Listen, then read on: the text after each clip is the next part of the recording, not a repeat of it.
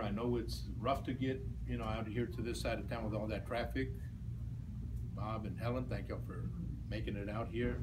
My good friends who were supposed to be in McAllen, but yeah, I guess they got to be able to detour this way. Good. The years ago, I was sitting there in my first year of law school, just a 20-year-old kid. I got in early, and an older Latino law student comes to me and he shows me a newspaper. He said, "Look at this." And it turned out to be the story. And that's what affected me.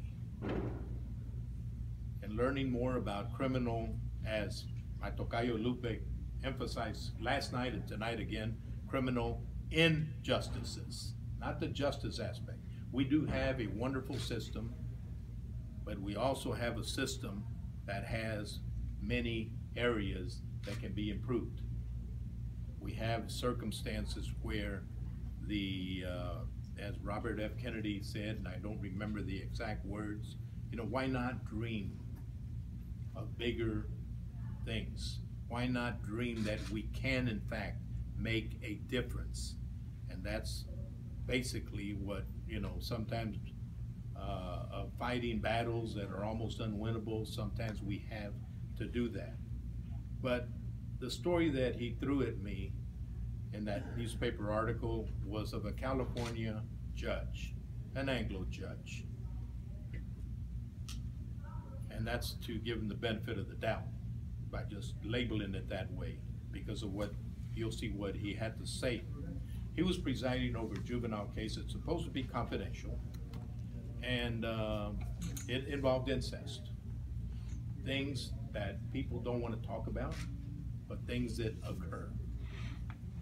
And he lost control. The judge basically let out all his venom, his racism, and he said, "What's wrong with you Mexican people?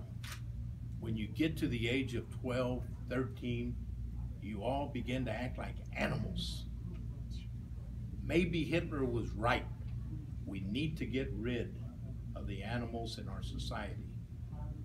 I said, wow, this is supposed to be justice. And this is an individual who a year later won 57% of the vote in a public popular, what do you call that? The retention vote in California. So you had that many people that were willing, they knew what he had done, but they said, thumbs up. Now, does that remind us of somebody who's running for president? Don't mention any names. This is not a political event where they give him thumbs up and go ahead and see a homeless person in Boston in August 2015 and go attack him in the name of that wonderful candidate. And then when they ask that candidate, he says, well, I just have some very emotionally supportive people backing me up. Like, didn't apologize, nada, nothing about that. But, this is one of those situations where, this man makes, this particular so-called judge made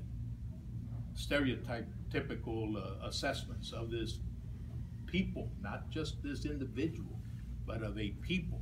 The lawyer finally stepped in and said, "Judge, you're indicting the entire Mexican race, the entire Mexican population." He said, "Well, that's the way they act, blah blah blah." And but if this fellow would only have been a little bit more basically neutral in his thinking, then we wouldn't have the attitudes that we hear from some of those contenders today about the Mexicans that enter this country only to rob, steal, and rape, and kill. But in the book I mentioned, I said, it's time to, get a rebuttal. This youngster didn't have a chance for a good, effective rebuttal back then. If nothing else, we can put up a fight. And I stayed in section of the book when we're discussing these issues about sex and discrimination against Latinos. I state that sexual perverts come from all racial and socioeconomic segments of our American society. Pedophilia is sickening, no matter who engages in it. For instance, there are two prominent examples of white persons. First, school teacher Mary Kay Letourneau. Many of you remember her. She fell in love with her teenage student. She had a baby with him and later married him. And even though she was told to stay away from him, she went back and a second baby is born.